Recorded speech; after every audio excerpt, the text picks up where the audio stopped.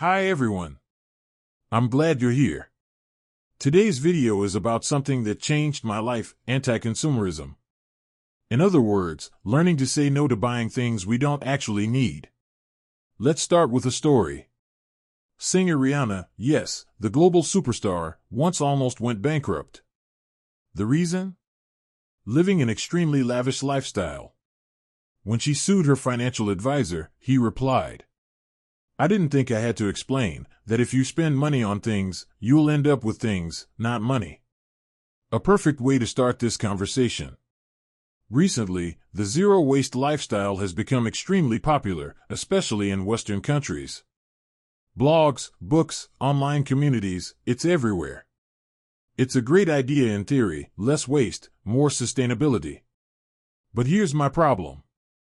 It puts environmental impact above all else. Now, protecting the planet is important, but let's be honest. Nature doesn't depend on us to survive. One strong earthquake, and humanity could disappear. For me, putting eco above personal survival and freedom feels unrealistic. Another reason people choose minimalism is mental clarity: a tidy home, a tidy mind. Nice benefit. But for me, the main driver is profit. Reducing consumption saves huge amounts of money. It also frees you from time wasters. For example, the cars. Yes, in rural areas a car is essential. But in many big cities, New York, London, Singapore, having a car is more of a burden than a benefit. Parking fees, insurance, maintenance, traffic, they eat your time, energy, and money. In well-connected cities, you can live comfortably without a car and save thousands every year. Anti-consumerism isn't about being trendy or living cheap. It's about freedom and profit. Most people live in this loop. Time, work, money, things, repeat. We trade our time for money, then our money for things, and then start again. The moment you step out of this loop, life starts to feel different. Ask yourself, if you didn't have to work for a living, would you still buy all the same things you do now? Modern malls are like temples of consumption. Every weekend, people go there just to look. But almost always leave with bags of new clothes, gadgets, and snacks. Sometimes, I just stand near the escalators or sit with a coffee and listen. 5 minutes, and you'll hear the same loop. I want the new iPhone. This jacket would look perfect with my boots. That store has a crazy discount. It's like shopping is not just an activity, but a central topic of conversation. If you sit in a cafe inside a mall for 10 minutes and just listen, most conversations are about shopping. What to buy next, what's on sale, what someone else is wearing. And this isn't an accident. Shopping malls are designed to keep you inside as long as possible: soft lighting, controlled temperature, a mix of smells from coffee shops and bakeries. They slow down your sense of time, so you forget how long you've been there. Every store is a small trap, carefully arranged to trigger your desires. Bright colors for discounts. Strategic product placement. Mirrors that make you look better than in real life. Everything is built to make you want to buy, even if you came just to look. Look around on public transport. Most people are scrolling between Instagram, Amazon, TikTok, or online stores. Endless browsing. Endless adding to cart. We tell ourselves it's just entertainment, but it's also training our brain to crave more. You see a product once, then twice, then it follows you through ads. Before you know it, you're clicking buy now at 2 a.m., and a few days later the excitement is gone. Once in a while, I notice someone different, playing chess on their phone, or reading an actual book. It's so rare that it almost feels shocking. Like spotting a wild animal in the city. And it makes you wonder, if they can use this time for growth, why can't we? Here's the thing about expensive gadgets, like the latest iPhone. I've met people who make $2,000 a month, but own a $1,500 phone. Buying high-end gadgets is fine, if it's a conscious choice. But if it takes a huge chunk of your income, it's just self-sabotage. And it's not just phones.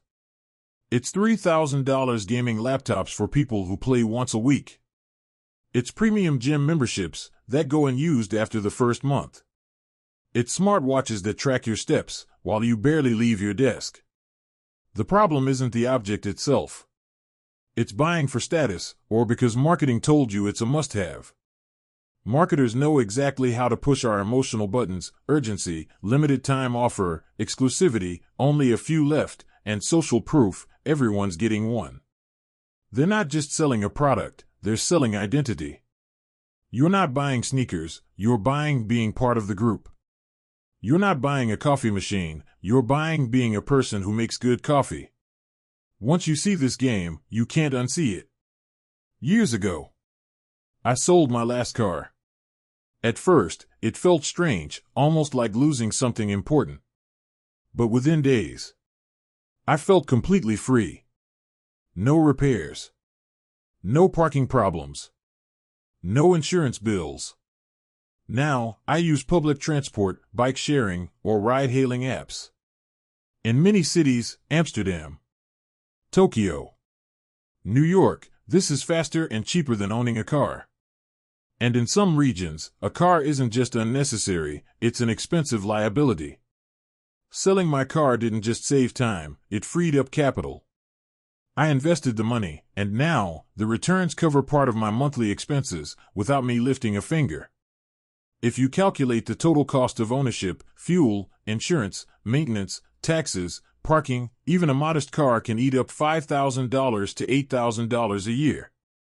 That's money that could go into savings, investments, or experiences that actually matter. I live by a principle I call creative frugality. It's not about being cheap. It's about using resources in a smart way. 4 rules. Refuse what you don't need. Own less. Reuse. Use items in creative ways. Examples. A reusable water bottle with a filter instead of buying plastic bottles. A second-hand laptop instead of the newest model. Local trips instead of overpriced tourist traps. Affordable theater seats, same show, 1/3 the price. A friend once invited me to an expensive theater in another city. Tickets were $200 each. Instead, I saw the exact same play, same level of actors, for $40 in my own city. Same art. Same emotions. Fraction of the cost. And here's something else, owning less gives you mental clarity. When you have fewer things, you make fewer decisions about them. No more which shirt should I wear, or where did I put that charger. Your energy goes to what truly matters. Start by removing what you never use. Ask yourself, do I actually need this? Extra shoes. Unread books. And used kitchen gadgets. All of this is mental and physical clutter. One time, I helped a relative clear their storage. Old coats and used kitchenware, an exercise bike, all sold online within a week. We made over $4,000 from junk, and they didn't even miss it. When you sell unused stuff, you're not just making space, you're converting dead weight into active value. Sell it. We have eBay, Craigslist, Facebook Marketplace, Vint. People earn thousands just by selling unused items. And invest that money into something useful. You can also trade. Sell old gear, buy a camera for your hobby. Exchange unused furniture for a treadmill. The point is, turn dead weight into active value. And don't underestimate the psychological effect of letting go. Every time you remove an unused item, you're breaking a small tie to the past. You're making space for the present. In Sweden, there's a word, köpskam, shame of overconsumption. Now, when I consider buying something unnecessary, I feel that same sense of why. It keeps my spending intentional. Even eco-trends get marketed into expensive status symbols. A $1,000 organic cotton coat, an $80 reusable bottle. Being sustainable is great. But when it's turned into a luxury badge, it's just the same old consumerism with green paint. Live for today is a slogan used by businesses that want you to buy more, buy faster. Real living is not about maximizing purchases. It's about maximizing experiences and control over your own time. Try living 1 week without unnecessary spending. Notice how many habits are automatic: the coffee you buy out of routine, the online order you make out of boredom. By the end of the week, you'll realize that most of these things didn't add any happiness to your life. Old flex, gold watches, sports cars.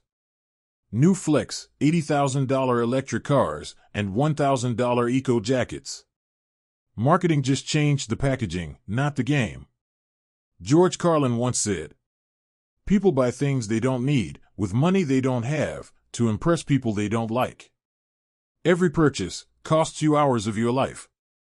When you start thinking in those terms, your decisions change. If you enjoyed this video, like, comment, and subscribe. It helps this channel reach more people.